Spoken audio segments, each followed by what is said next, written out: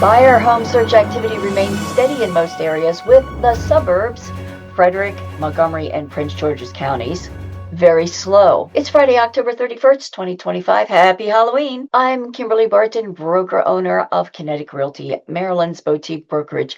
This is the weekly Maryland Market Minute. The Baltimore metro area home prices are 1.4% higher compared to last year at $375,000 this year. Southern Maryland home prices fell 2.7% year over year to $457,500. The Mountain Region prices are up 1.69% to $299,999. Maryland suburb prices rose to $517,750, a 0.4% rise year over year. New resale inventory fell 24.2% to 2,000 units at a median $425,000. 1,062 homes are poised to come soon, an increase of 12.5% from last report. Fewer homes went under contract, falling 3.6% this report to 1,566 units at a median $410,000 in 25 days. 1,185 units sold in 20 days at